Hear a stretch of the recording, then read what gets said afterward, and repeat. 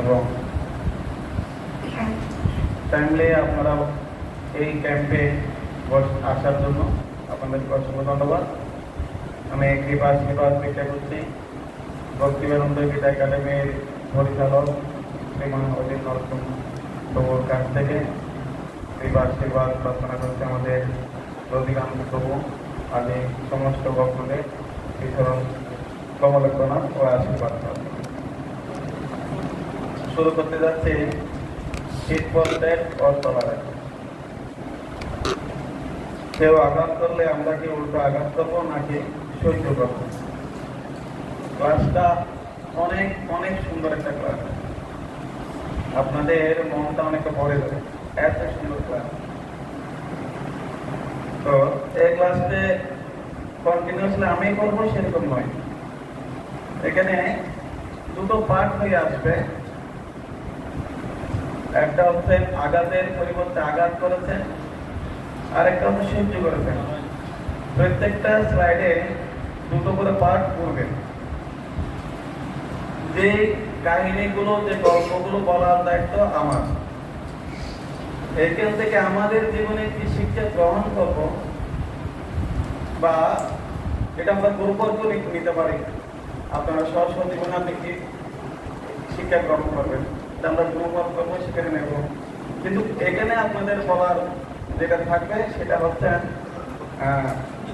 এই অংশ থেকে আমরা কি শিক্ষা, আমাদের জন্য কি শিক্ষা রয়েছে, বা এই পয়েন্টের মধ্যে কি শিক্ষা রয়েছে, এটা আপনারা বলবেন। হ্যাঁ, যেটা বলার পূর্ব শর্তগুলো হচ্ছে হাত তুলতে হবে, হ্যাঁ আমি বলতে চাই, আপনাকে ফ্লো দেওয়া হবে, আপনি বলবেন। যদি আপনারটা যদি মনোভূত হয় তাহলে আমরা গ্রহণ করবো, যদি না হয় অন্যটা গ্রহণ করবো। ক্লিয়ার? ঠিক আছে। যদি আমরা কথোপকথনের মধ্যে না থাকে, এক ধারণার সময় তো সবাই ঘুমিয়ে পড়বে, আপনাদেরও থাকবে আমাদেরও থাকবে। এটা থেকে সবাই রাজি? বড় করে রাজি? আবার ধন্যবাদ সবাইকে, আপনারা আমাদের সহযোগিতা করবেন। এটাই আছে।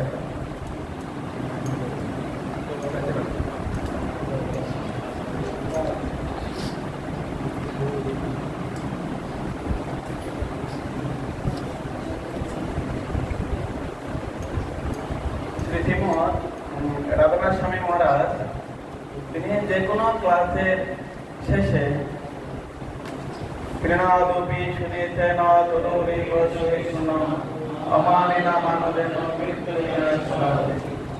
এই শ্লোকটা বলেই শেষ করবেন। মানে ওনার একটা লেকচারের বাধ্যতামূলক বললেই চলে, এটা থাকবে। এই শ্লোকটা দিয়ে তিনি ক্লাস সম্পূর্ণ করবেন। তো এখানে আমাদের ভক্তি জীবনে যদি আমরা ভক্তি জীবনকে এগিয়ে নিতে যাতে চাই, তাহলে এই অংশটা আমাদের জন্য অনেক গুরুত্বপূর্ণ একটা বিষয়। আমরা অনেক সময় বলি না, বৈষ্ণব হওয়ার মনে বড় বসা, ক্রীড়াদপি শ্লোক থেকে পরে গেলাম। এখান থেকে বাদ করার কারণে আমি কি হতে পারছি না, অনেক স্বাদ ছিল কিন্তু বৈষ্ণব হতে পারছি না। হ্যাঁ, ক্রীড়াদপি মানে তিনি পুত্রের থেকে অদম বলে নিজেকে মনে করবেন। কিন্তু আমরা যখন উত্তম বলে মনে করি, তখন কেউ যখন আমাদের কোনো কারেকশন দেবে, কোনো কিছু বলবে, তার বিপক্ষে আমি কিছু বলবো, এই হচ্ছে আমাদের বক্তব্য। বা এখানে দুটো গল্প বলবো। গল্প শুনতে সবাই রাজি? কাক এবং শিয়াল, ওরা দুজন বন্ধু ছিলেন, অন্তরঙ্গ বন্ধু। তো কাক নিমন্ত্রণ করছেন শিয়ালকে, বন্ধু আমার বাড়িতে আসো, আমার বাড়িতে আস। হ্যাঁ, উনি ইনভাইট গ্রহণ করেছেন, করার পরে সে নিমন্ত্রণ গেলেন। কতগুলো মানে চুল জাতীয় খাবার দিলেন, কিসে করে এটা কলসির মধ্যে দিয়ে শিয়ালকে বলতেন, বন্ধু এটা খেয়ে নাও। শিয়াল তো খেতে পারছে না। কেন খেতে পারছে না বলুন তো? এটা কলসির ভিতরে কলসির ভিতরে হলে শিয়াল খেতে পারবে না কেউ, মুখটা ঢুকছে না, এটাই। তখন কাক বলছে বন্ধু দেখো কিভাবে খেতে হয়, কাকটা করে সব খেয়ে নিল, কাকেটা ঢুকবে খেয়ে নিল। আর এখন কে খেতে গেল ভালো না, শিয়াল খেতে পারে না। পরবর্তীতে এর বদলা নেওয়ার জন্য শিয়াল নিমন্ত্রণ করতেন কাকে, নিমন্ত্রণ করে কিছু একটা প্লেটে কিছু পায়েস রেখে দিয়েছেন, বন্ধু এটা খাও।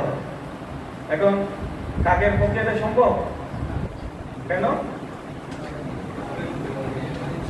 ও সাইডে সাইডে খায় দেখ শিয়াল, আর কাক কি করে খায়, চোট দিয়ে চুমুক দিয়ে খায়। এখন বলতে বন্ধু দেখো কি করে খেতে হয়, এরকম খেতে হয়, এরকম করে জিহ্বা দিয়ে ছেড়ে ছেড়ে দেখাচ্ছেন, ঠিক আছে।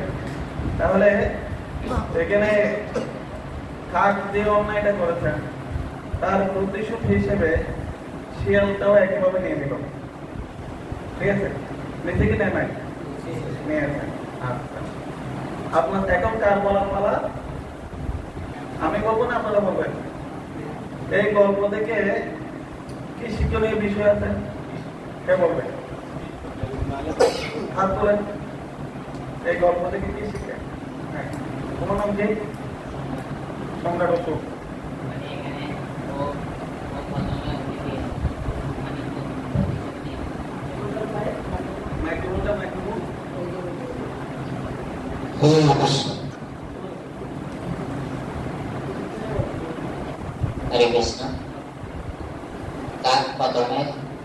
গল্প বলতে হবে না, শিক্ষাটা আমাদের জীবনের জন্য কি শিক্ষা হতে পারে এই গল্প থেকে। এটা থেকে আমরা বুঝলাম যে কেউ আঘাত করলে আমরা কি উল্টা আঘাত করবো, এখানে এটা বলতেছে, মানে কেউ যদি আমাদেরকে আঘাত করে আমরা উল্টা আঘাত করবো না। আচ্ছা ধন্যবাদ। কে বলতে চাই, হ্যাঁ, আঘাতের প্রতিকার করতে হবে, ফলে কি হবে, দুজনেরই করতে হবে। এটা সমাজের জন্য লাভ হলো না লস হলো। আর কেউ, আমরা এখনো সিদ্ধান্তে বুঝতে পারছি না। যেমন কর্ম আপনার জন্য শিখে কি হতে পারে,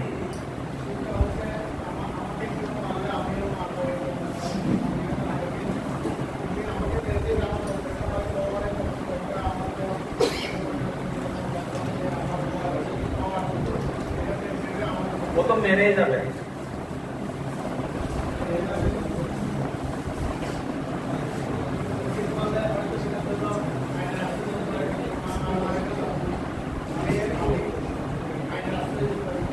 হ্যাঁ, তাহলে আমরা সিদ্ধান্তে বুঝতে পারি কি না, চুপ করেও তাকে যাবো না, চুপ করে থাকলে কি হবে, ও বার দিয়ে যাবে।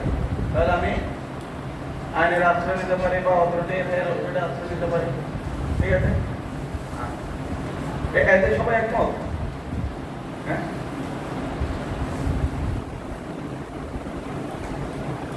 নোট করে রাখবেন, পরবর্তীতে এগুলো পূর্বক আবার কাজে আসবে।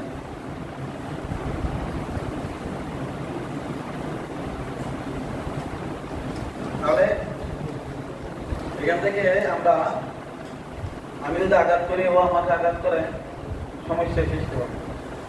ও আমাকে আঘাত করে, আমি কি করতে পারি, আইনের আশ্রয় নিতে পারি, আমাদের সেটুকু এটা বলবেন।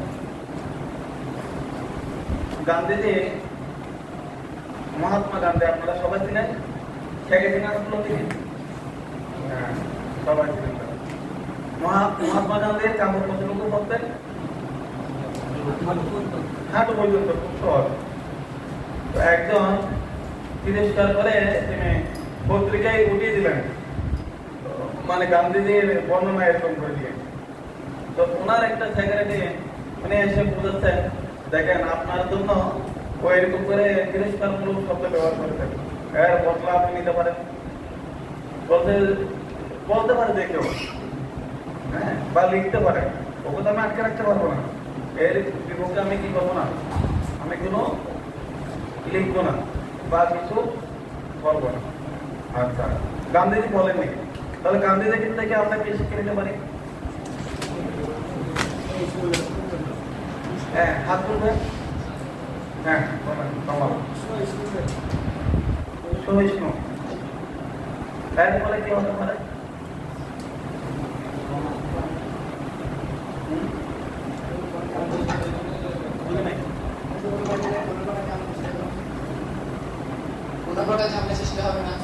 কোনো প্রকার ঝামেলা সৃষ্টি হবে না, কিংবা ওনার যে ওয়ার্ডটা এটা বড় হয়ে গেছে, উনি পত্রিকায় ছাড়ছেন, উনিও ছাড়লে একটা কি হয়ে যাবে, ওনার ওয়ার্ড কমে যাবে। আমরা সবাই এই শ্লোকটা শিখে নেবো এবং লিখেও নেবো। তিরস্কৃতা বিপ্লবতা ভক্তা কীর্তা হতা ভবি নাশত হতে কুর্বন্তি ভক্তা প্রভোপিঃ। তিরস্কৃতা বিপ্লবতা ভক্তা কীর্তা হতা ভবি নাশত হতে কুর্বন্তি ভক্তা প্রভোপিঃ। কে যেন বলো দেখি। তিরস্কৃতা বিপ্লবতা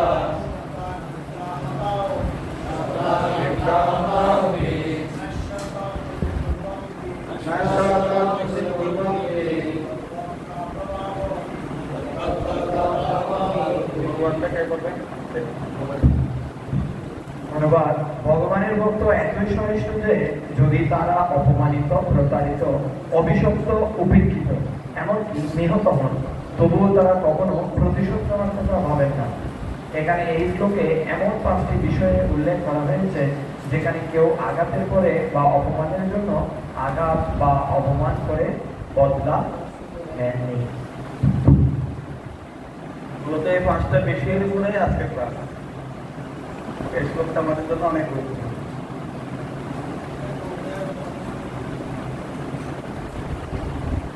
প্রথম ম্যাচ কোনটা? প্রথমত বেরিয়ে যাচ্ছি, দেখতেছেন?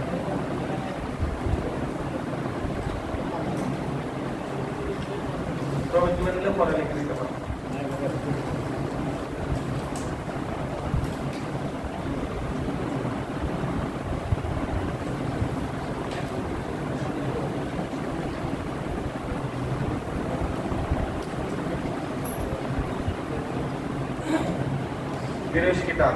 তিরস্কৃত মানে অপমানিত হওয়া। শর্মিষ্ঠা এবং দেবদানের কাহিনীগুলো কেউ জানে? কে জানেন ছাত্র থেকে? আপনি জানেন?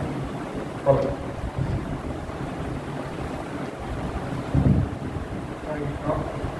দেবযানী ছিলেন শুক্রাচার্যের কন্যা, আর শর্মিষ্ঠা ছিলেন তার সখী বা দাসী। তো একটা সময় মহাদেব এবং পার্বতী উনি একটা জঙ্গল পথ দিয়ে যাওয়ার সময় দেবযানীকে শর্মিষ্ঠা আমাদের দেখা দেয় একটা কুয়োর মধ্যে পড়ে যায়। তখন উনি বিভক্ত অবস্থা ছিলেন। তো ওই সময়ে ওই পথে পথ দিয়ে যাচ্ছিলেন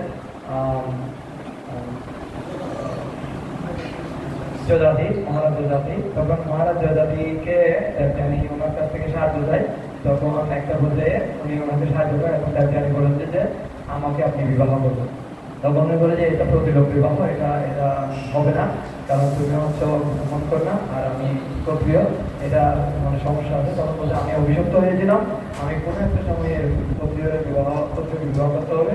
তখন ওদের মধ্যে মানে বিবাহ হয়। তো একটা বলতে উনি মানে গর্ভবতী হন। তো এরপর পাশাপাশি শর্মিষ্ঠাও গর্ভবতী হয়। তো এরপর এটা দেবযানী যখন জানতে পারে যে উনি ওই মহারাজকে দিয়ে গর্ভবতী হয়েছে, তখন উনি ওনার বাবাকে গিয়ে নালিশ করেন এবং ওনাকে একটা অভিশাপ দেয় যে শুক্রাচার্য যে তুমি বৃদ্ধাবস্থা পাবো হবে। তখন এটা বিশাল ব্যাপার।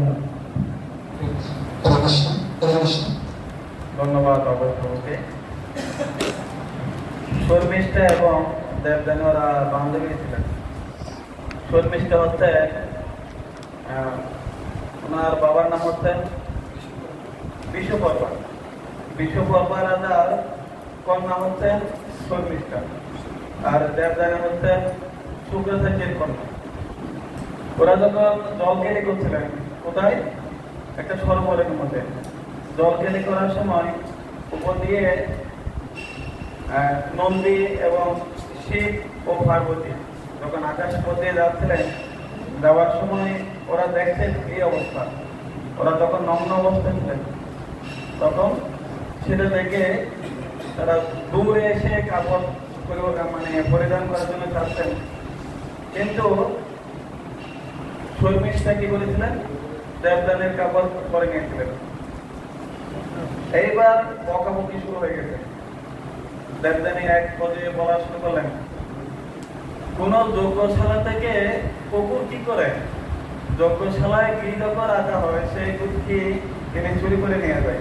ঠিক সেরকম তুমিও আমার কাপড়টাকে নিয়ে গেলে। এভাবে করে মানে কুকুরের সাথে এবার উদাহরণ দিয়ে গালি দিচ্ছে। হ্যাঁ, পরবর্তীতে শর্মিষ্ঠ অনেক বকাবকি করেন। বকাবকি করে দেবদানিকে একটা কুকুর ছিল, ও কুকুরের মধ্যে ফেলে দেয়। ফেলে দিয়ে শর্মিষ্ঠা চলে যায় কোথায়? ওদের রাজপ্রাসাদে চলে যায়। পরবর্তীতে শর্মিষ্ঠা তার বিশ্বকর্মা ওনার বাবাকে বলছিলেন, বাবা আমি এইরকম একটা কাজ করে আসছি। অনেক খুশি। কেন খুশি? না ওকে কি করেছেন? গর্তে ফেলে দিয়েছেন। কিন্তু বিশ্বকর্মা তিনি বলছেন এটা ঠিক করুনি। তো উনি আশা শুরু করলেন। আমরা আশার মধ্যে রাখি পরবর্তী কাহিনী। তো দেবদানি কি করেছেন? দেবদানি কুয়ার মধ্যে ফেলে দিয়েছেন, চিৎকার করেছেন, কেউ বাঁচানোর কোনো লোক নেই। পাশে আছেন যযাতি মহারাজ।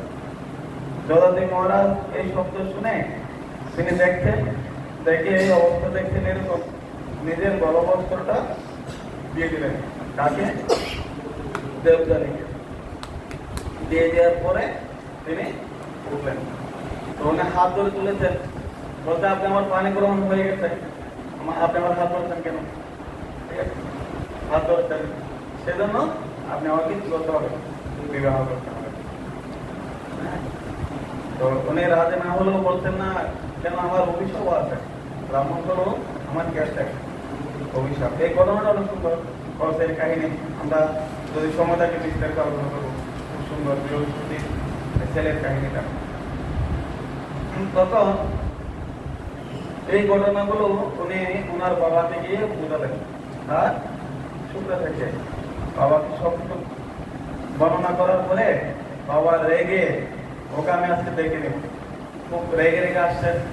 আর এদিকে বিশ্বকর্মা উনিও আসছেন, উনিও আসছেন, মাছ পথে দেখা হয়ে গেছে। দেখা হওয়ার সাথে সাথে তিনি কি করেছেন? বিশ্বকর্মা একদম লম্বা করে দণ্ডবোধ প্রণাম দিলেন। কাকে? শুক্রাচার্যকে লম্বা করে দণ্ডবোধ প্রণাম দিলেন। দণ্ডবোধ প্রণাম দিয়েছেন। বলছে উঠো। বলছে না গুরুদেব আমি উঠবো না, আপনি আগে আমাকে ক্ষমা করেছেন কিনা বলেন, আমি উঠবো না। বলছে উঠো। বলছে না উঠবো না। এরকম অনেকক্ষণ পরে বলছে ঠিক আছে ক্ষমা করো। এরপর উঠছে। তখন বলছে তোমার কন্যা যে কাজটা করেছে এটা কি ঠিক? বলছে গুরুদেব আপনি যা বলেন, যা কিছু শাস্তি দেন আমি মাথা পেতে দেবো। বলছে আমি কিছু বলবো না, আমার কন্যা বলবে। তো কন্যার কাছে গেছে। কন্যা বলছে যযাতি মহারাজ আমার স্বামী হবে, আর আপনার মেয়ে কি হবে? দাসী তো আপনার মেয়ে নয়, আপনার মেয়ের সাথে যারা সহপাঠের সবগুলো একসাথে দাসী। ঠিক আছে, একসাথে দাসী হয়ে এভাবে করে জীবন যাপন করছিলেন। ঠিক আছে, এভাবে শর্মিষ্ঠা এবং দেবদানির কাহিনী আমরা দেখতে পাচ্ছি। পরবর্তীতে আমরা দেখতে পাচ্ছি দক্ষ এবং শিব।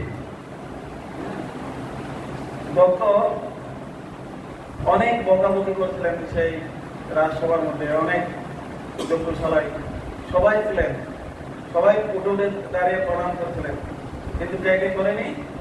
একটা তো ব্রহ্মা করেনি, আর একটা হচ্ছে শিব করেনি। যদিও প্রভাত সেই তাৎপর্যে লিখছেন শিব প্রণাম করেছিলেন, কিন্তু উনি জীব হওয়া থাকা সত্ত্বে ধরতে পারেনি। কিভাবে? আমি জ্ঞানস্থ ছিলাম, কিন্তু আমার পরমাত্মা দিয়ে আমার পরমাত্মাকে আমি কি করেছিলাম? প্রণাম করেছিলাম। এটা কিন্তু তখন বুঝতেও পারেনি, ধরতেও পারেনি। কিন্তু কি করেছিলেন? ঠিক, হ্যাঁ, উনি অনেক গালি দিয়ে এমন এক পর্যায়ে গিয়ে ব্রহ্মাকেও গালি দিয়ে শুরু করলেন। এটা আমি বিয়ে দিতে চাইনি।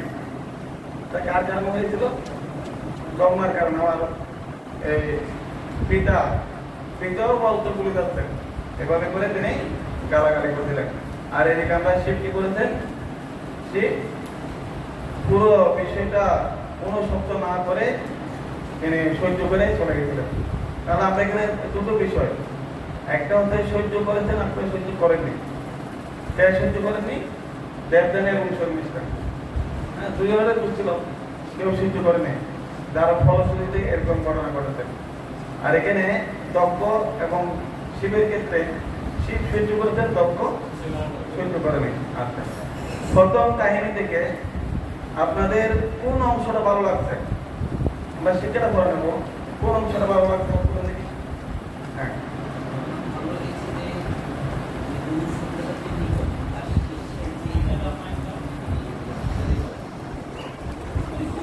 তার শিষ্যে যে আনুগত্যটা, যে ক্ষমা চাওয়ার ব্যাপারটা আমাকে বলে গেছে। এখান থেকে আমাদের কি শিক্ষা লাভ করে? সেটা হচ্ছে যে তার যদি অপরাধ হয়ে যায়, আমি তার নিকট ক্ষমা চাইলেই সমস্যার সমাধান হয়ে যাচ্ছে। এখানে আমরা এই অংশ থেকে ক্ষমার গুরুত্ব। আচ্ছা, অন্য কেউ বলবেন? দেবদান এবং শর্মিষ্ঠা যে এই সমস্যাটা হয়েছে, এখান থেকে কি শিক্ষা আসতে পারে? কেউ বলবেন? আপনি বলবেন?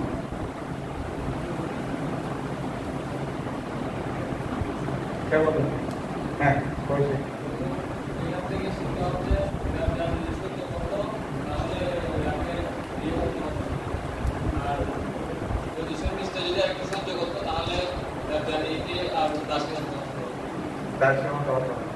বিশাল একটা সমস্যায় পড়ে গেছে। আচ্ছা, দক্ষ এবং শিবের থেকে আমরা আপনাদের কোন অংশটা ভালো লাগছে?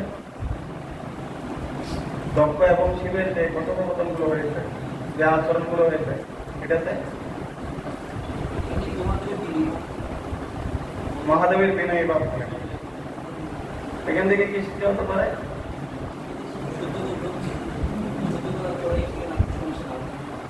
সহ্য করার পরে শিবের কোন সমস্যা হয়নি, কিন্তু আমরা পরবর্তী দেখছি দক্ষ কিসের মাথা হয়ে গেছে?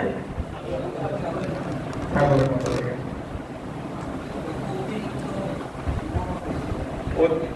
মহাপাপ করেছিলেন, শুধু পাপ নয়, মহাপাপ।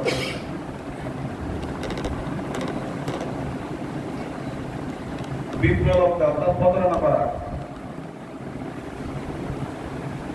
দিতি এবং ইন্দ্র ওরা ছিলেন মানে শত্রু এক প্রকারের। দিতি একটা ইন্দ্রকে মারার জন্য অনেক পরিকল্পনা করছিলেন, কি করে ইন্দ্রকে মারবে। কিন্তু উনি যখন ওনার পতির কাছে গেলেন কশ্যপমুনি, উনি একটা যজ্ঞের ব্রতের একটা বংশমান ব্রতের একটা বিধান দিয়ে দিলেন, তুমি ব্রত অনুষ্ঠান করতে পারো, এই ব্রতটা কি না হয় কোনো প্রকারের ভুল হতে পারবে না। ঠিক আছে, কোনো প্রকারের ভুল হতে পারবে না, এরকম একটা ব্রতে বর্ণনা দিয়েছে। কিন্তু উনি জানেন কেন উনি এই ব্রতটা করতেছে, কি জন্য? উনি সফল হলে ইন্দ্রকে মানে ব্রত করবে এরকম পরিকল্পনা। ইন্দ্র সেই বিষয়টা বলতে পেরে ওনার সেবা করতেন। এক সময় গিয়ে উনি যখন যে বিধিবিধানগুলো দিয়েছিলেন, একটু ওখানে গাছতে হওয়াতে উনি সেই ওনার গর্ভে প্রবেশ করে ওনার যে সন্তান আসবে সেই সন্তানটাকে 49 টুকরো করে। লাস্টে ওনারা বলছেন যে আমরা তো আপনার বন্ধু হব, হ্যাঁ, অতএব আপনার কি হবে না, আপনার ক্ষতি হবে না, আমাদেরকে আর হত্যা করবেন না। এই করে এই যখন করেছেন তখন ইন্দ্র সেখান থেকে বেরিয়ে আসেন। এই একটা গল্প। আরেকটা হচ্ছে নাবাগা, ওনার ভাইয়েরা কি করেছিলেন, সমস্ত পিতার সমস্ত সম্পত্তিগুলি ভাইয়েরা সবাই ভাগ করে নিয়েছেন। উনি যখন বলছেন আমার সম্পত্তি, বলে তোমার সম্পত্তি জানো না, তোমার সম্পত্তি হচ্ছে পিতাটা, এটাই হচ্ছে তোমার সম্পত্তি। হ্যাঁ, তখন পিতার কাছে গেলেন, পিতা বলছেন ওরা তোমাকে কি করেছে, প্রতারণা করেছে, আমি তোমার সম্পত্তি নই, ওরা সম্পত্তি না দেওয়ার জন্য এরকম প্রতারণা করেছে। তো তুমি একটা কাজ করো, এখানে একটা যজ্ঞ হচ্ছে, বনের মধ্যে একটা যজ্ঞ হচ্ছে, সেই যজ্ঞে কোন মন্ত্র উচ্চারণ করছেন, ব্রাহ্মণ ঠিক ধরতে পারছে না, কোন মন্ত্র উচ্চারিত হচ্ছেন। তো তুমি গিয়ে ওখানে মন্ত্রগুলো একটু সঠিক করে দাও, এতে করে এখান থেকে কিছু তুমি পাবে, এইভাবে তুমি চলতে পারবে, তোমার সংসার চলবে। তখন উনি গিয়ে কি করেছেন, মন্ত্রগুলো একটু সঠিক করে দিলেন, ওরা সবাই সন্তুষ্ট। শিব সেখানে এসে উপস্থিত। শিব বলছেন এই যজ্ঞের বাক্য আমি, এটা তুমি কি করে হবে। অনেক পরীক্ষা করেছিলেন, পরীক্ষা করার পরও নাবাগা কি করতেন, শিবের কাছেও তৈরি, তখন সমস্ত সম্পত্তি ওনাকে দিয়ে দিলেন। হ্যাঁ, আর একটু শনিয়া চলে আসবেন। 3 নম্বর গল্পে আমরা বেহুলার কথা দেখি, বিভিন্ন লিটল কৃষ্ণের মধ্যে আপনার সনাতনে পেয়ে যাবেন। এটা বেহুলা মানে একটা গাবে বা কি করছেন জানেন, ঘটনাটা জানেন, বলেন তো দেখি। হ্যাঁ, আপনি বলেন।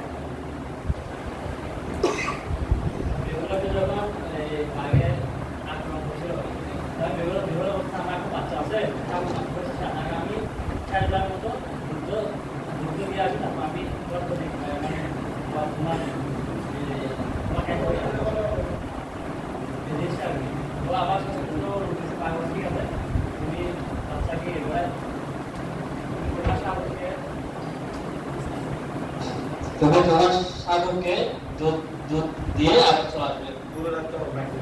তারপরে আমি প্রতিজ্ঞা যদি পালন না করো তাহলে আমি তোমাকে আর তোমার বাচ্চা সহ দুজনকে আক্রমণ করবো। কিন্তু আমরা পরবর্তী দেখতে পাচ্ছি যে গাভীর সততার জন্য বাঘ তাকে আর কি করেনি, খায়নি। আমরা এখানে 3টা গল্প বলছি। প্রথম গল্প থেকে আমাদের আপনাদের ভালো লাগা বিষয়টা কি, হাত তুলবেন, কে বলবেন, কি বুঝতে পারছেন বলেন। হ্যাঁ, আপনি বলেন কি বুঝতে পারছেন। প্রথমটা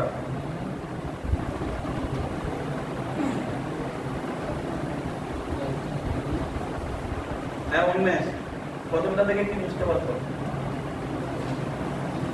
প্রথমটা বুঝবনি। হ্যাঁ, প্রথমটা কে বুঝতে পারেনি, কে বুঝতে পারছেন না, প্রথম দেখি অভয়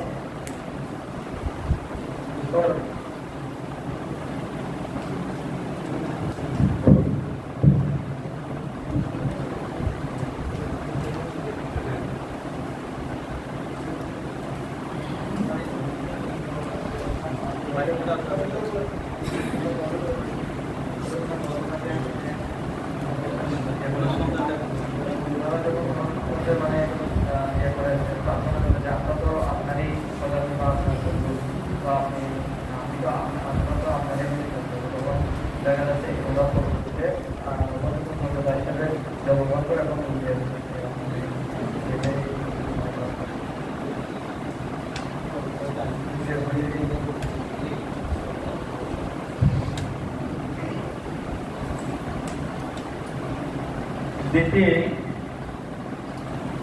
হচ্ছেন কার মা বলতে পারেন আপনারা, অসুরের মা। পশুদের সঙ্গে কার সঙ্গে যুক্ত হয়? দেবতাদের সঙ্গে। দেবতাদের লিডারটাকে ইন্দ্র। এখন উনি ব্রত পালন করতেন কি জন্য? মারার জন্য। কি করে মারবে? উনি মারবেন, গর্ভে একটা সন্তান আসবে, সন্তানটা কি করবে? ইন্দ্রকে বধ করবে। এখন সেই সন্তানকে বধ করার জন্য কে উঠে পড়ে লেগেছে? ইন্দ্র। ইন্দ্র দিদির গর্ভে প্রবেশ করে সেই সন্তানটাকে কত টুকরো করেছিলেন? 49 টুকরো। ওনারা কি বলতেন? আমরা আপনার বন্ধু হবো, আপনাকে হত্যা করতে দূরের কথা, আপনার পক্ষে হয়ে কাজ করবো। ঠিক আছে? তখন আর কি করে নেই, আর হত্যা করে নেই, বেরিয়ে আসবে। বুঝে গেছে গল্পটা? বুঝতে পারছেন? হ্যাঁ, উন্মেষ বুঝে গেছে? ঠিক আছে? এখান থেকে যেটা বিষয়, ওনার যে ব্রতটা পালন করেছিলেন, ব্রতটার মধ্যে ভুল করার কারণে ইন্দ্র প্রবেশ করতে পারছে। যদি ভুল না করতো ইন্দ্র কি করতে পারতো না, প্রবেশ করতে পারতো না। এখান থেকে আমাদের কি শিক্ষা? ভুল করে যদি কেউ আগুনে হাত দেবে, পোড়া যাবে কি যাবে না? যাবে। তাহলে আমাদের কি শিক্ষা?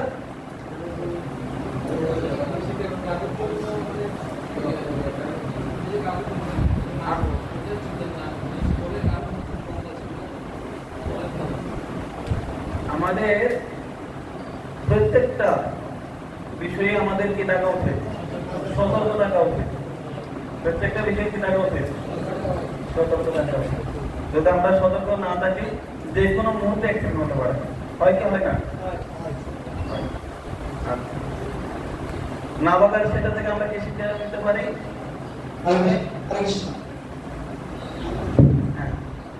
এখানে নাবালক হচ্ছে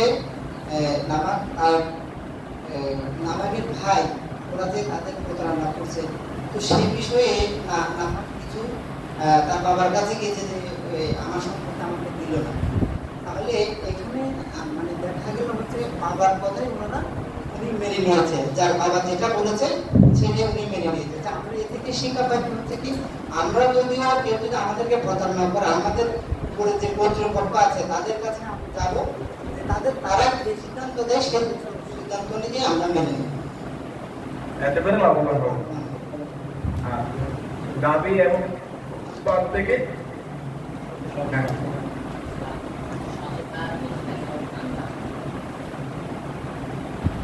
সততা থাকলে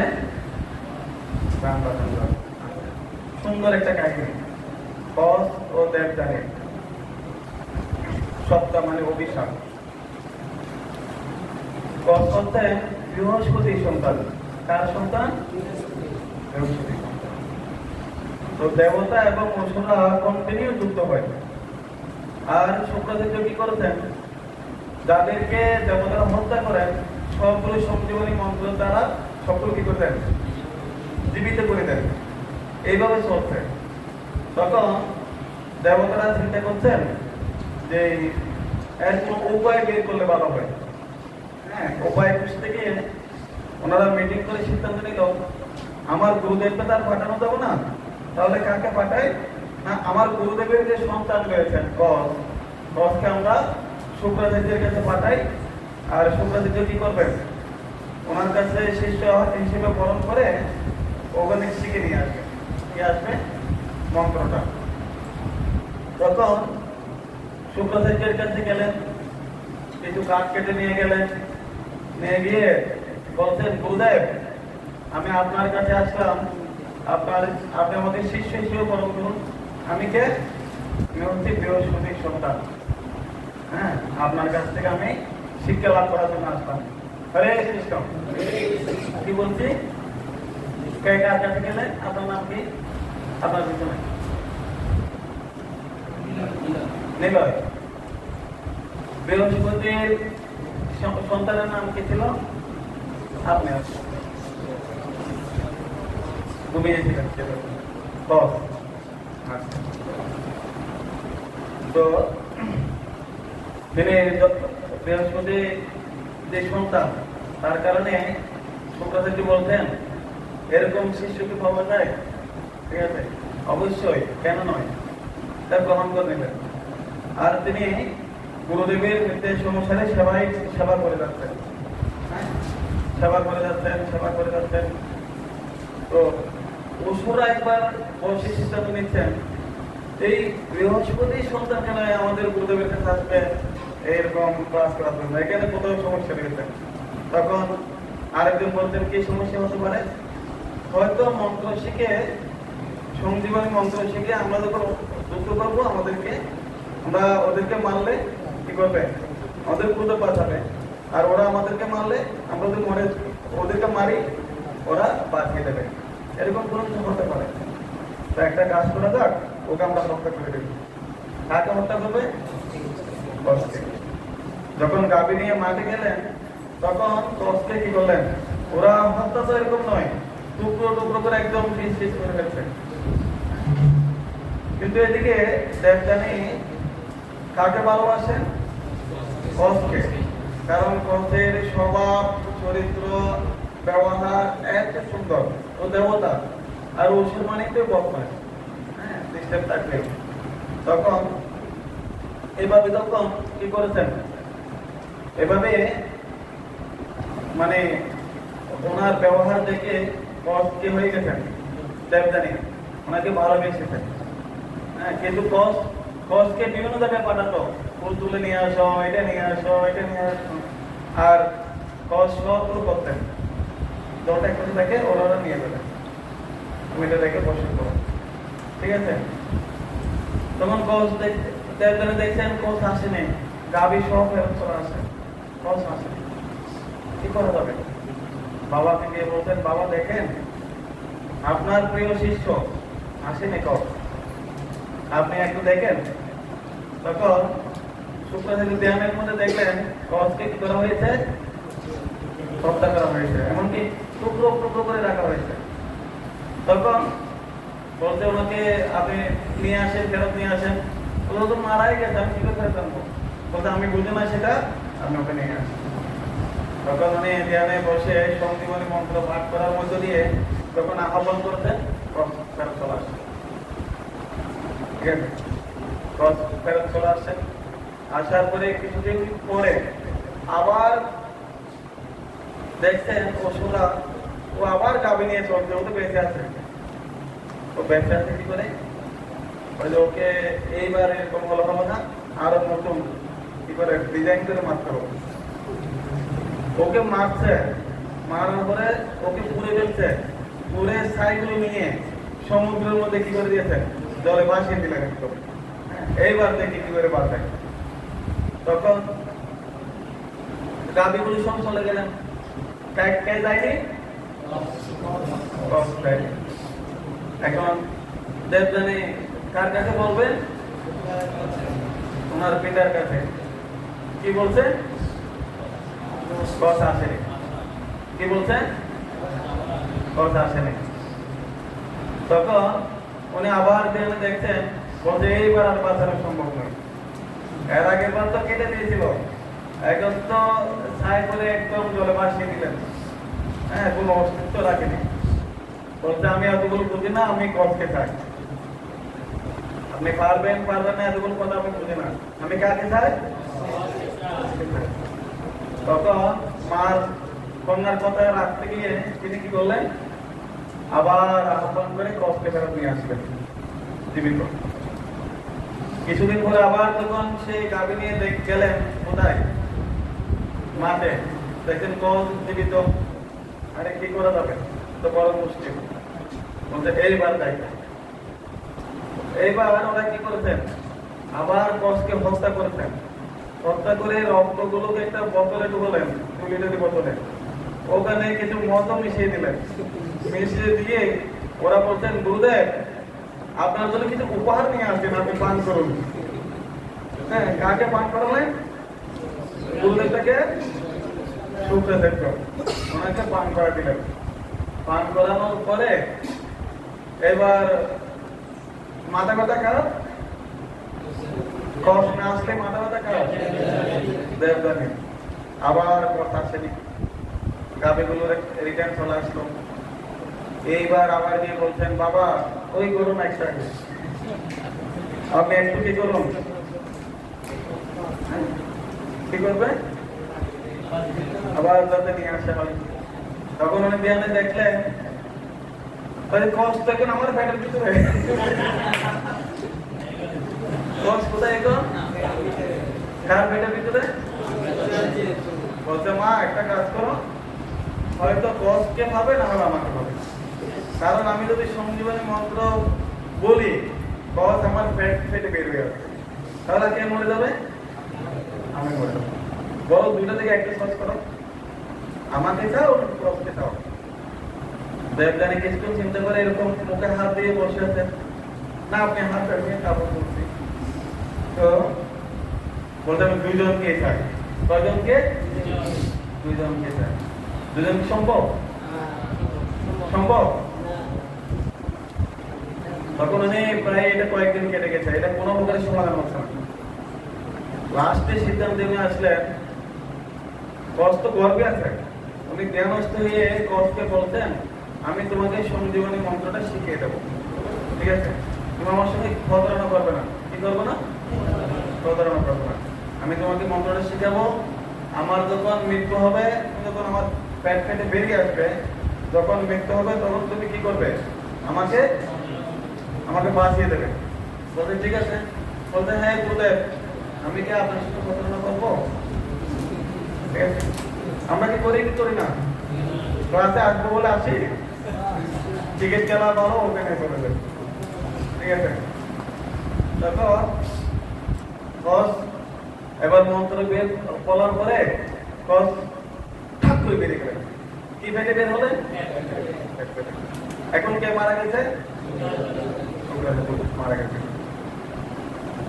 তখন কস কি করেছেন, ওই যে মন্ত্রটা শিখেছেন এটা বলে টলে কোনো প্রকার আবার গুরুদেবকে কি করে দিলেন, জীবিত করে দিলেন। গুরুদেব এখন কার প্রতি সন্তুষ্ট, কষ্টের প্রতি, কষ্টে খুব ভালোবাসে। অসুররা যে এবার খাওয়াইছিল এই ঘটনা এখানে, এদের উষ্টি পুষ্টি এবার গালাগালি শুরু করেছিলেন। কোন বিভক্ত চলে গেছে এখন, তখন একটা বিশাল করে অভিশাপ দিলেন। অভিশাপটা করতে চান, অভিশাপ দিলেন, কোন ব্রাহ্মণ যদি এরকম আমার মতো এরকম মদ এই সুরাগুলো পান করে, হ্যাঁ, ওর তো ব্রাহ্মণ তো থাকবেই না, ঠিক আছে, ও কখনো ব্রাহ্মণ বলে নিজেকে কি করতে পারবে না, দাবিও করতে পারবে না, ভগবানকে তো দূরের কথা, বুঝতে পারছি। এই করে একটা বিশাল অভিশাপ দিলেন। আর এদিকে কস বুঝতে পারছেন, কস এখানে কি জন্য আসছিল, কি শিখার জন্য, সমুদ্রের মতো। ওনার স্বার্থ হয়ে গেছে এখন, এইভাবে কদিন কাটছে জানেন, 500 বছর কেটে গেছে। কয় বছর, 500 বছর। এবার আপনারা হলে কি করবেন, মন্ত্র শিখে কোনো থাকবে থেকে চলে যাবেন, থেকে চলে যাওয়ার মধ্যে থেকে হাত তুলে থেকে একদম মাত্র। আচ্ছা, বাকিগুলো কি টাকার পক্ষে,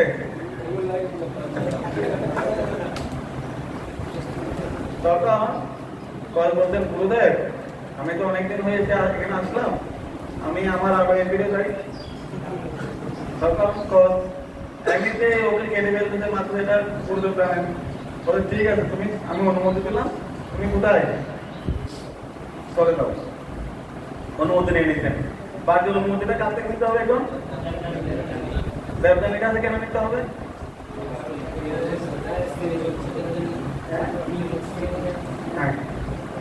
তখন দেবযানীকে কি বলতেন, আমি এখন কোথায় চলে যাব, আমার দেবলোকে আমি চলে যাচ্ছি, আমি তোমাকে অনেক কষ্ট দিচ্ছি, ক্ষমা করে দিও। বলে দাঁড়ান দাঁড়ান, কিছু কথা আছে। কি, আপনি আমাকে বিয়ে করবেন তো, নিলে কাকে নিয়ে যেতে হবে, আমাকে।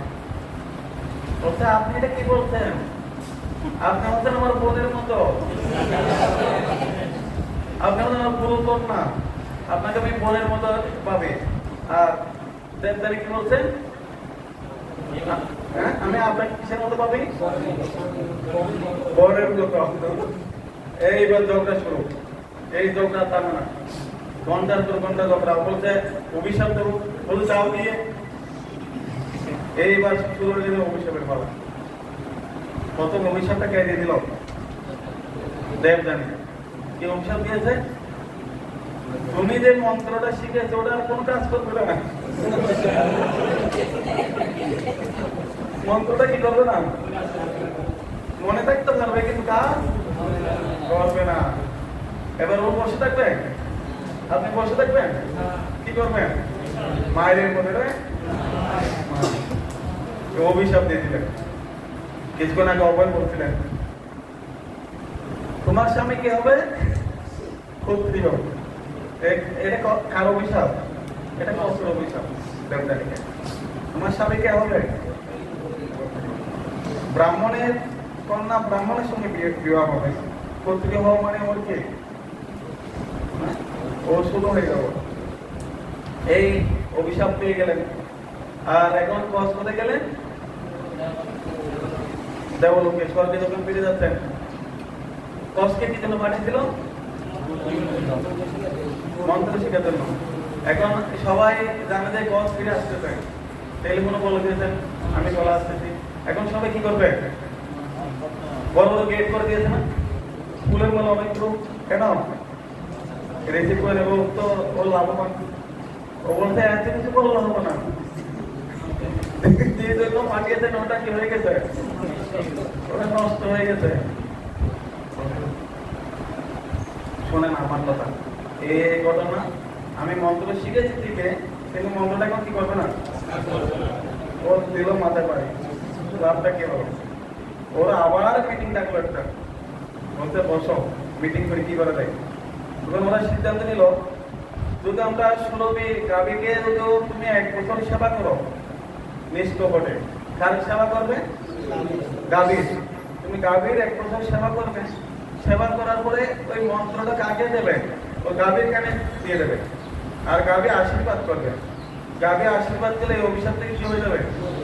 মুক্ত হয়ে যাবে। তখন 1 বছর সেবা করে গাভীকে কানে কানে মন্ত্রটা দিয়ে দিল। আর গাভী কি করে দিলেন? গাভী আশীর্বাদ করে দিলেন। এই আশীর্বাদের ফলে ওই যে অভিশাপটা দিয়েছিল ওইটা কি হয়ে গেছে? কেটে গেছে। দেবযানীটা তো কাটে নাই, ওটা একটু তাও বাহানা করবে। ওরা তাও বাহানা করে ওটা কি করে দিল? ওদের 7 ওরা থেকে মানে আদায় করে নিয়ে গেছে। কারা? দেবতা আদায় করে নিয়েছে। ওরা সব কৌশল আদায় করে এরপরে দুটো লাগলো। এবার কে বাঁচাবে? ঠিক আছে, গল্পটা ভালো লাগছে? ভালো লাগছে? এখান থেকে কি কি শিক্ষণীয় বিষয় আছে এখানে এই গল্পের মধ্যে? গল্পের ছাত্র থেকে এখানে কয়েকটা শিক্ষণীয় বিষয় রয়েছে। কি কি আছে বলবেন? হ্যাঁ, প্রথমত গছ প্রতারণার আশ্রয় নেয়, গুরুর প্রতি বিনয়ী ছিল।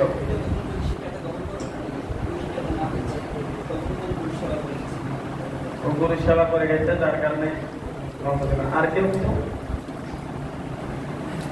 এখান থেকে আমাদের কি শিখে নিতে পারি? ভগবত গীতার বিখ্যাত শ্লোক রয়েছে,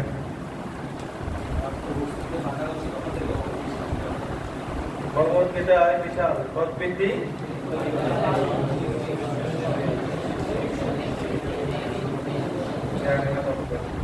তাহলে আমাদের কি করতে হবে? জ্ঞান অর্জন করতে হলে কি করতে হবে? ঐকান্তিক সেবা করতে হবে।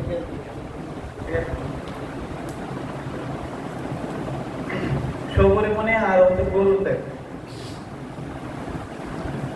গুরুদেবের খাদ্য কি? সাপ, মাছ, এগুলো খাবে। আর সৌপরিমণি এইখানে তপস্যা করলে অনেক কষ্ট হবে, সেজন্য উনি তপস্যা করার জন্য কোথায় চলে গেলেন? জলের নিচে। জলের নিচে গেলে তিনি দেখছেন গুরুদেব এসে কি করেন, ওখানে মাছগুলো খেয়ে চলে যায়। আর অন্যরা এখন প্রতিবেশী হতো মাছকে মাছগুলো, ওরা গিয়ে কাকে কমপ্লিট দিলেন? সবরিমণিকে। সবরিমণি কাকে অভিশাপ দিলেন? গরুদেরকে। ফলে কি হয়েছে জানেন, মানদাতার 50টা কন্যাকে বিয়ে করেছে। কত মানে জোরজানটা কত কাহিনী চলে গেছে, পুরো তপস্যাগুলো কি হয়ে গেল, নষ্ট হয়ে গেল। তা আমরা যদি এই অভিশাপ দিলে আমাদের কি নষ্ট হয়ে যাবে, তপস্যা নষ্ট হয়ে যাবে। আচ্ছা, আরেকটা হচ্ছে, আপনারা কেউ বিমানে করে কোথাও গিয়েছিলেন? হ্যাঁ, জানি। আমি ঢাকা থেকে এখানে আসছিলাম চট্টগ্রামে। আমাদের বিপ্লব প্রভুকে যখন কোথায় আমেরিকা বিমানে উঠাই দিচ্ছি, তখন ওদিন আমার ক্লাস ছিল সন্ধ্যার সময়। আমি আগে করে দিয়েছিলাম আমার ক্লাস আছে, বলতে একটা কাজ করেন, আমি আর বরাঙ্গ বলছিলাম ওই বিমানে টিকিট কেটে নেই। আমি এই প্রথম যখন আকাশে উঠতে ওরা বলছেন ইয়ে করো, মোবাইল গুলাকে বন্ধ করে দেন। মোবাইল কি করে দেন, মোবাইল বন্ধ না হয় নেটওয়ার্কে তো ডিস্টার্ব থাকবে, বিভিন্ন ঝামেলা হতে পারে, আমি জানি না ওদের কি সমস্যা। তো বিমানটাকে বলা হয় আধ্যাত্মিক যে অগ্রগতি যাত্রা, এটা কোথায় যাবে, এটা পরিবর্তন করে। কিন্তু মোবাইল আমাদেরকে কি করবে, মোবাইল আমাদেরকে বাধাগ্রস্ত করবে। মোবাইলের সাথে তুলনা করা হচ্ছে আমাদের বিভিন্ন ইন্দ্রিয়গুলো, কাম, ক্রোধ, লোভ, মদ, মোহ, মানসিক বিভিন্ন ইন্দ্রিয়গুলো। আমরা যদি ডিস্টার্ব থাকে তাহলে আমরা কোথায় যেতে পারবো না, পরিবর্তন যেতে পারবো না।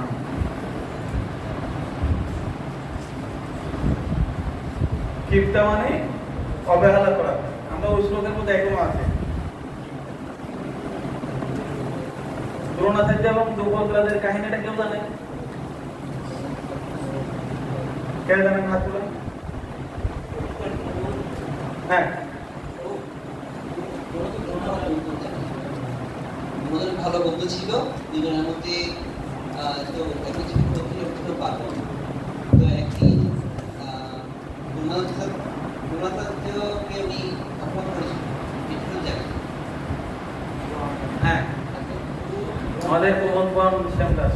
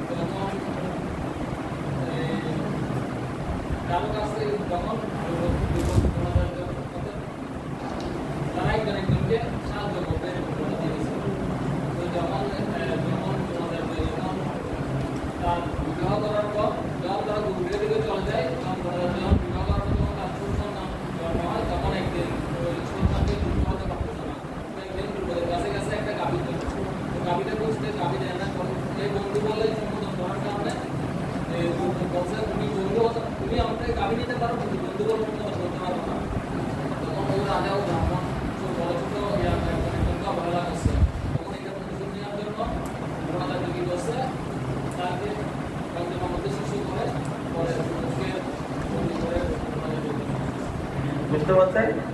ঠিক আছে।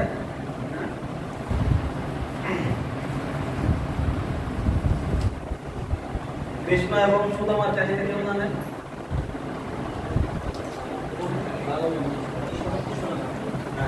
কৃষ্ণ এবং সুদামা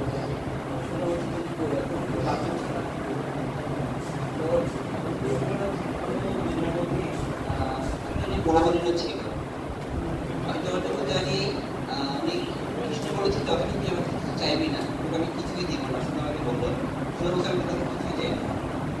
সুদামার দায়িত্বের মধ্যে এতটা কষ্টের মধ্যে ছিল, আমার স্ত্রী বললো যে ওর বন্ধু কিন্তু কৃষ্ণ, তার কাছে গিয়ে সমস্যা কথা বলবো, সে বলতে চায়নি। তো সে একদিন তার স্ত্রী কিছু চালের চালখাতি করে পাঠিয়েছিল কৃষ্ণের কাছে, কিন্তু সে কেন মানে যারা তারপর ছিল আমাকে ঢুকতে দেয়নি, কারণ কৃষ্ণের মতো একদম কি তার কাছে সে বন্ধু কি সে হতে পারে, কৃষ্ণ তো জানে কি তার বন্ধু আসবে। কৃষ্ণ যখন তাকে দেখে দূরে সে জড়িয়ে ধরলো সুদামাকে, তখন সুদামা অবাক হয়ে গেল যে বন্ধু তাকে মনে রাখছে, একটু আমি জানি। ওনাকে পাও ধুয়ে দিয়েছিল, অনেক সেবা করেছিলেন। আর এদিকে বন্ধু পরিচয় দিচ্ছে না, দুটো বিপরীত না। আচ্ছা, শুভদেব এবং জনতাদার কাহিনীটা জানেন কেন? খবর কে জানে?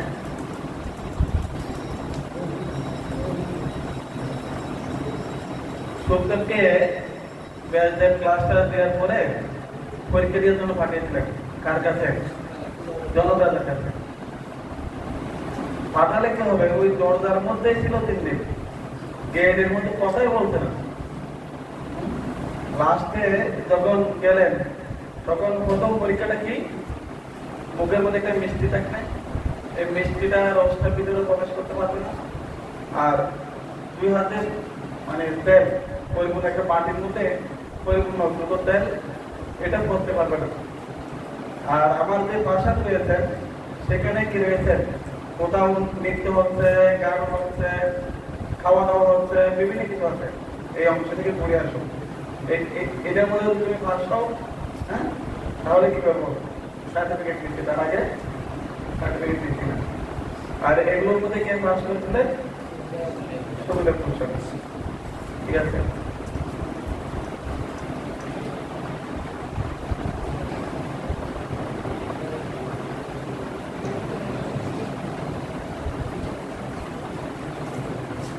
আমরা এতক্ষণ ধরে যেটা দেখলাম আমরা কি সহ্য করবো নাকি আঘাতের পরিবর্তে আঘাত করবো? এখন আমরা একটু ভিন্ন। আমার জন্য আমি ক্ষমা করবো, ঠিক আছে, কিন্তু আমার সামনে অন্য ভক্তকে আঘাত করছে, সেক্ষেত্রে কি করবে? হ্যাঁ, প্রতিবাদ করবো। লক্ষণ এবং সুবর্ণকার প্রতিবাদটা করে জানেন? কি জানেন? আচ্ছা, আপনি না আরো কত এদিক থেকে কেউ রামায়ণ দেখতেন আপনারা? সঞ্জয় বাবু দেখেননি?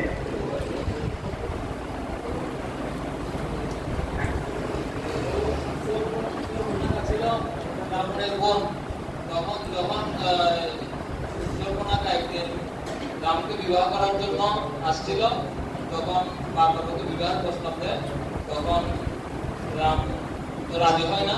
শেষ দিকে যখন না লক্ষণকে বিবাহ করার জন্য প্রথম দিয়েছিল রামের কাছে, রাম বলছেন বাইরের কাছে যাও, আবার ও বাইরের কাছে যাচ্ছে, এরকম। তো দেখতে পাচ্ছে এই সমস্যার মূল কারণকে সীতা দেবী। সীতা দেবীর কারণে কাকে বিয়ে করতে পারছে না? রামকে। তাহলে এখন কাকে হত্যা করতে হবে? কে হত্যা করতে চাইছিল? শূর্পণখার এই মনোভাব দেখে ওনাকে কে আঘাত করছিলেন? ঠিক ছিল, নাক কেটে দিয়েছিল। ঠিক আছে, আমি গৌরাঙ্গ প্রভু কদিন আগে একটা লেকচার শুনছিলাম। গৌরাঙ্গ প্রভু তিনি বুঝাচ্ছেন রাম সবসময় দোনো তীর নিয়ে হাঁটে। সীতা দেবী বলছেন আপনি কাউকে বড় করে কথাই বলেন, আপনি এই দোনোর বা নিয়ে শুধু হাঁটাহাঁটি করেন কেন? এটা আপনার কি সমস্যা? তখন উনি চুপচাপ ছিলেন। এই যে শোভনাকে বধ করেছেন, এরপরে সৈন্য সামন্ত পাঠিয়ে দিলেন কে? রাবণ। পরবর্তীতে লক্ষণ চাইছেন ওদের সঙ্গে যুদ্ধ করবেন। লক্ষণকে বলছেন যে এটা আমাদের পারিবারিক সমস্যা, তুমি ওখানে দেখো, আমি একটু দেখাই দিই। কাকে দেখাবো? এইভাবে কিভাবে মানে এই দোনোর কাজটাকে একটু দেখাই। কাকে দেখাচ্ছেন? সীতা দেবীকে। উনি খুব সুন্দর করে যোগ করে বলছেন। আচ্ছা, প্রভাত একবার খ্রিস্টান গুরু, ওনারা ওনাদের শিষ্য নিয়ে এরকম করে ক্লাস দিচ্ছেন, তখন প্রভাতের সাথে কথা হচ্ছেন। প্রভাত বলছেন যে সবসময় সহ্য নীতিটা পালন করা দরকার। কে বলছেন? ধর্মযাজক খ্রিস্টান বলছে অহিংসাই পরম দরকার, অহিংসাটা পালন করা দরকার হয়েছে। তখন প্রভাত বলছেন আচ্ছা দেখেন, আপনার অনেক শিষ্যা রয়েছে, তো কোনো একটা শিষ্যাকে কোনো একটা ব্যক্তি আক্রমণ করে তুলে নিয়ে যাচ্ছেন, সেই মুহূর্তে আপনি কি এই অহিংসা নীতিটা পালন করবেন? বলছেন হ্যাঁ অবশ্যই আমি অহিংসা নীতিটা পালন করবো। তখন ওনার শিষ্যরা বলতেন, গুরুদেব আমাদেরকে কেউ একটু তুলে নিয়ে গেলে আপনি রক্ষা করবেন না? তখন দুর্বল বলতেন এরা হতেন এরকম বধ হয়, একটা গালি দিয়ে দিলেন, ঠিক আছে, এটা ঠিক নেই। কিরকম? হ্যাঁ আপনার জন্য আপনি কি করতে পারেন, সহ্য করতে পারেন, কিন্তু আপনার অন্য কারোর জন্য আপনাকে কি হতে হবে, হ্যাঁ কঠোর হতে হবে।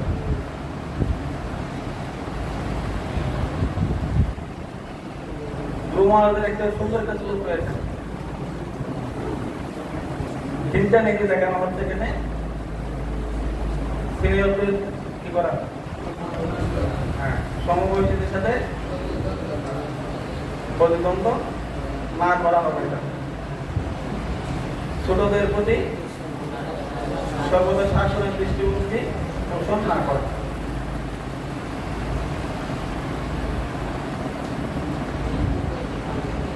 আমরা 3 ধরনের লোক দেখতে পাই সমাজে। একটা হচ্ছে আক্রমণাত্মক, এটাকে ভীম। তারপরে যে ব্যক্তি একই সাথে নম্র ও ভদ্র কিন্তু গঠনমূলক আচরণ করেন সেটাকে অর্জুন। নিষ্ক্রিয়, বিদ্যুৎ, নম্র ও ভদ্র এটাকে যুধিষ্ঠির মহারাজ। কৃষ্ণ কাকে জ্ঞান দিয়েছিলেন? অর্জুনকে। কখন বলতে হবে এবং কখন বলতে হবে না সেই সম্পর্কে কার ধারণা রয়েছেন? অর্জুনের ধারণা রয়েছে।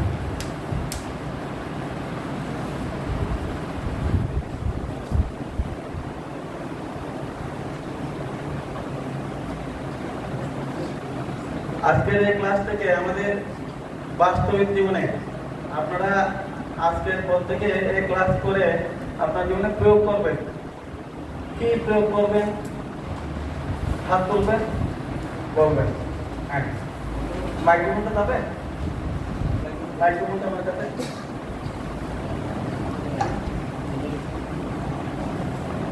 আপনারা স্বতঃস্ফূর্ত না বললে আমি কিন্তু গাড়ি কাঙ্গন দিয়ে দিকে চলে যাবো।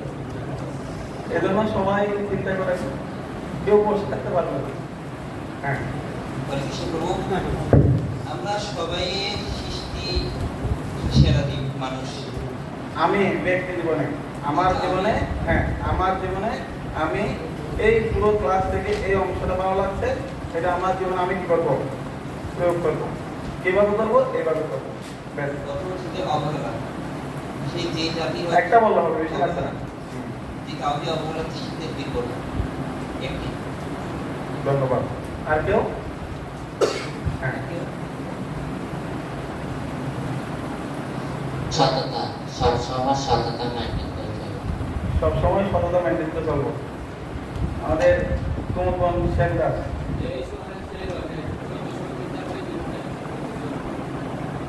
তোমার জীবনে তুমি কি করবে?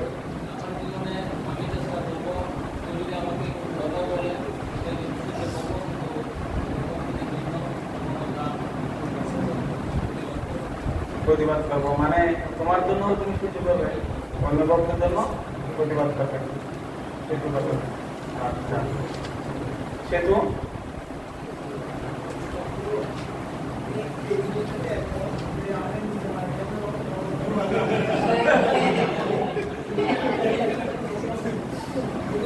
আমরা প্রশ্ন করে নিচ্ছি, আপনারা আমরা প্রশ্ন করে নিচ্ছি ব্যক্তি বলতে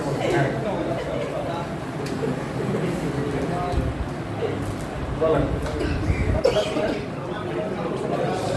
পুরো ক্লাস থেকে আপনার ও বলতে সেটা বলতে কথা নেই, আপনার কোন অংশটা ভালো লাগছে, যে অংশটা আপনার ব্যক্তি জীবনে আপনি কি করবেন? প্রয়োগ করবেন। শুধু শুধু সমালোচনার কথা নেই। ধন্যবাদ প্রণাম, আপনার ক্লাসটা অনেক ভালো হয়েছে।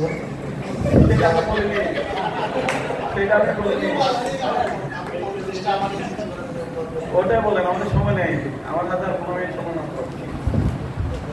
তো আপনি যেটা আমার ভালো লেগেছে সেটা হচ্ছে যে আমাকে কেউ যদি আমি এখানে শিক্ষা পেয়েছি যে লেসনটা, সেটা হচ্ছে যে আমাকে কেউ হয়তো যেটা বলছে আঘাত করলে আমি সেটা সহ্য করবো, কিন্তু অন্য ব্যক্তিকে যদি আঘাত করে সেক্ষেত্রে আমি প্রতিবাদ করার জন্য চেষ্টা করবো। ধন্যবাদ। আমাদের অ্যাডভোকেট অভিজিৎ যদি হিংসাত্মক মনোভাব দেখায় তাহলে অন্যও আমার যদি হিংসাত্মক মনোভাবটা দেখাবে, আমি চেষ্টা করবো হিংসাত্মক মনোভাবটা আমি দেখাবো না এবং কেউ আমার প্রতি হিংসাত্মক মনোভাব দেখাবে। ধন্যবাদ।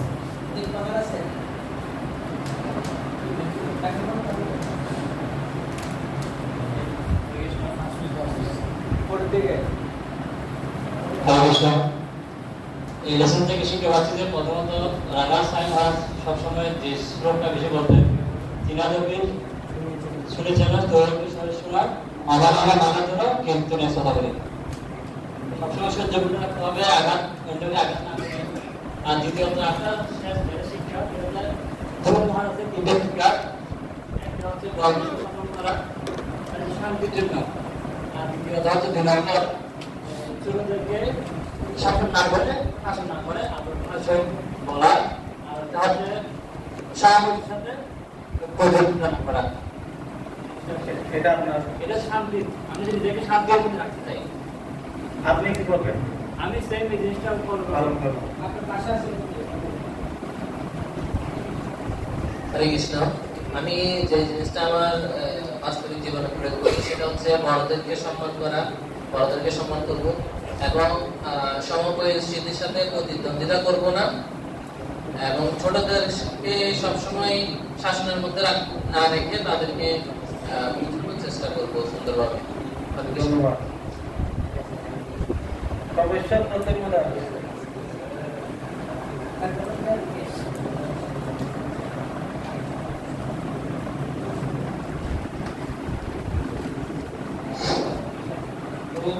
কেউ আঘাত করলে তাকে উল্টো আঘাত না করে আইনের আশ্রয় নিতে পারে।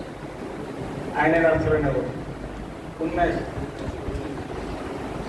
প্রভু আপনার সেই জন্য ধন্যবাদ প্রদান করছি। আমার এখানে নাবাগার চরিত্রটা খুব ভালো লেগেছে, মানে উনি ওনার পিতার কাছ থেকে পরামর্শ নিতে চেয়েছেন। তো সেই জন্য আমরা যদি কোনো কারণে কোনো সমস্যার মধ্যে মানে পড়ে যায় তাহলে আমরা অথরিটি কিংবা গুরুদেবের আশ্রয়ে থাকবো। ধন্যবাদ। আপনি আগে হাত তুলবেন। বলেন, আপনি বলেন।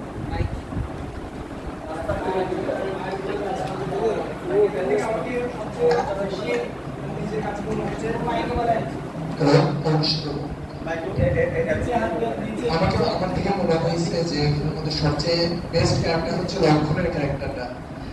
অ্যাকচুয়ালি লক্ষণ স্থান কাল পাত্রভেদে সে তাকে পরিবর্তন করেছে। লক্ষণ মানে লক্ষণ যে প্রতিশোধ এবং যে প্রতিরোধমূলক এবং প্রতিবাদমূলক যে মনোভাব আমাকে আকৃষ্ট করেছে এবং আমার জীবনে স্থান কাল পাত্রভেদ যদি নিজেকে পরিবর্তন করতে হয় অবশ্যই আমি তার চেষ্টা করবো। আমার কাছে যে জিনিসটা সবচেয়ে ভালো লাগছে সেটা হচ্ছে শর্মিষ্ঠা দেবযানীর কাহিনীতে। সেখানে দেখা গেছে যে দেবযানীর শর্মিষ্ঠার পিতা এখানে কোনো দোষ ছিল না, কিন্তু সে দেখতে পাচ্ছে যে তার কন্যা গুরুদেবের কন্যার চরণে একটা অপরাধ করছে। তো সেই ক্ষেত্রে দেখা গেছে যে আমরা আমাদের জীবনে যে শিক্ষাটা নিতে পারি, মাঝে মাঝে দেখা যায় আমাদের মানে আমার ক্ষেত্রে হয়তো দেখা যাবে যে আমার ছোট ভাই হতে পারে বা সে হয়তো দেখা গেছে কোনো একটা গুরুজনের চরণে অপরাধ করছে, কিন্তু আমরা মাঝে মাঝে কি করি, নিজের আপনজনকে মানে রক্ষা করার জন্য ওই সময় অন্যায়ের সপক্ষে অবস্থান নিই। এই ক্ষেত্রে আমাদের উচিত যে মানে গুরুদেব বা হচ্ছে যারা সিনিয়র আছে তাদেরকে সম্মান প্রদর্শন করা এবং যারা হচ্ছে আমাদের ক্লোজ বা আমাদের ছোট ভাই বা যে আমাদের আত্মীয় স্বজন আছে যারা অপরাধ করতেছে তাদেরকে প্রতিহত করে। ধন্যবাদ। এক্ষেত্রে হবে আমরা শব্দ ব্যবহার না করে আমি শব্দটা ব্যবহার করি, আমি এই খবরকে। আচ্ছা, আপনি বলেন। হরে কৃষ্ণ প্রভু। এখানে আমার জীবনে প্রয়োগ করতে চাচ্ছি আমি, আমার চোখের সামনে যদি কোনো ভক্তের যদি নিন্দা বা কোনো ভক্তকে প্রতিহার করতেছে সে বিষয়টা দেখি, তখন আমি সেটার বিরোধিতা করা এবং ছোটদেরকে সম্মান করা, বড়দেরকে সম্মান করা। ধন্যবাদ।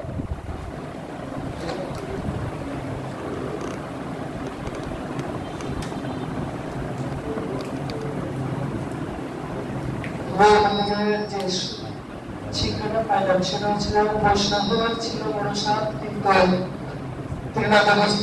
করলাম না। এখন গুরু আপনার কাছ থেকে সবসময় আশীর্বাদ প্রার্থনা করবো যাতে আমি তৃণাদবী থাকতে পারি। হরে কৃষ্ণ হরে কৃষ্ণ। এখানে একটা আমরা হাত দিয়ে কষ্ট করে আবার গল্প শুনতে চান? আবার ছোট ছোট হয়ে গেছে হাতে আর শুকুর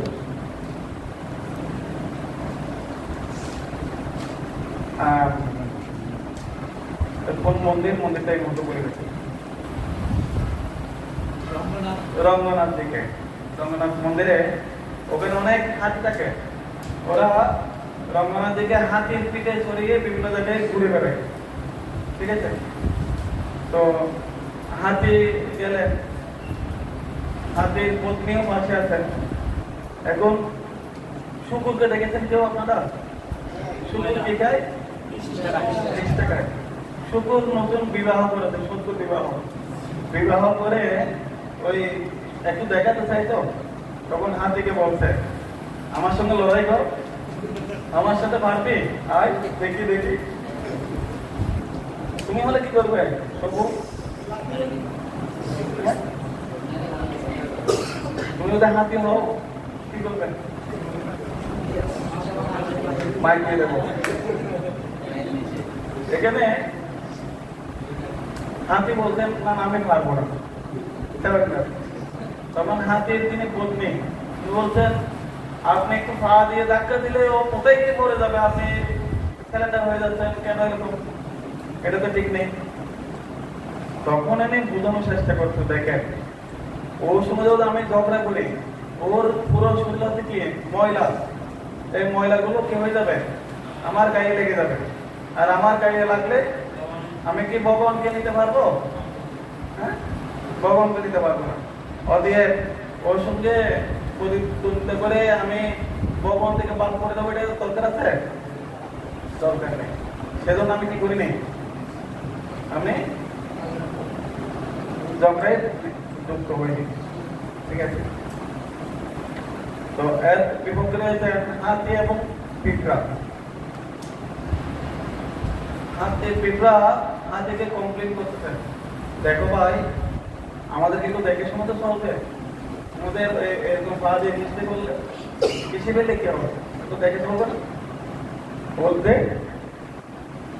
থেকে আমি হচ্ছে বড়, সবসময় আমাকে কি করা দরকার, কি করা দরকার, ঠিক আছে? বলে কেউ কারো বড় নাই, সবার কি আছে? শক্তি আছে, সবার অধিকার। তখন পিঁপড়া কি করেছে? কানের ভিতরে ঢুকে গেছে। কানের ভিতরে ঢুকে এবার কামড় দিয়ে শুরু করেছে। আর হাতে কি করছে? পাগলামি শুরু করছে। হাতির যিনি মালিক হয়েছে উনি কি করবে এবার? মাইক। এই মাইকটা কার কারণে? পিঁপড়ার কারণে। এইবার দেখবো, ঠিক আছে? তো আমরা এখান থেকে একটা গুরুত্বপূর্ণ সুন্দর লেসন হচ্ছে, আমরা ছোট বলে ওকে কি করতে পারি না, অবজ্ঞা করতে পারি না, ঠিক আছে? আমরা ছোট বলে তাকে অবজ্ঞা করেও যেতে পারি না। এখান থেকে আজকের যে ক্লাসটা আমরা এখানে আলোচনা করেছি, কেউ যখন আঘাত করে প্রতি আঘাত আমরা সেই কাহিনীগুলো দেখিয়েছি আঘাত করেছেন এবং সহ্য করেছেন, এর প্রতিক্রিয়া আমরা দেখতে পেয়েছি। 2 নম্বর পয়েন্টে আমরা আলোচনা করেছি, হ্যাঁ আঘাত করলে আমি সহ্য করবো, কিন্তু অন্য ভক্তদের ক্ষেত্রে আমি কি করবো না, আমি সহ্য করবো না, এটা আমরা আলোচনা করেছি। আমরা আলোচনা করেছি 3 ধরনের ব্যক্তি রয়েছে সমাজের মধ্যে, কার কার মতো? একটা ভীমের মতো, একটা অর্জুনের মতো, এটা যুধিষ্ঠির মহারাজের মতো। ভগবান কাকে জ্ঞান দিয়েছিলেন? আমরা এখানে কার মতো হতে চাইছি? অর্জুনের মতো হতে চাইছি। আমরা হাতি এবং এই শুক্রের ঘটনা থেকে কি আলোচনা করেছি, আমরা মানে এরকম নোংরার মধ্যে জড়িয়ে আমরা কি হতে চাই না, ভগবানের সেবা থেকে হতে চাই না। আমরা বিদ্যা এবং হাতের যে উদাহরণের মধ্যে আমরা কি শিখতে পাচ্ছি, ছোটদেরকে আমরা অবহেলা করতে পারি। এই ছিল আমাদের আজকের আমার ক্লাস। এই বিষয়ে কার কোনো প্রশ্ন থাকলে বলতে পারেন।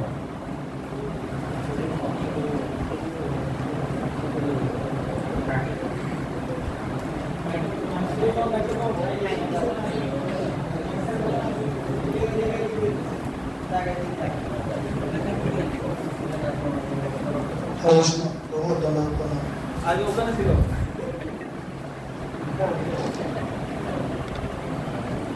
বড় কাজটা বিয়ে করে নিলাম না, মায়ের বলতে আপনি মেয়েদের মধ্যে আপনি পড়াশোনা করছেন।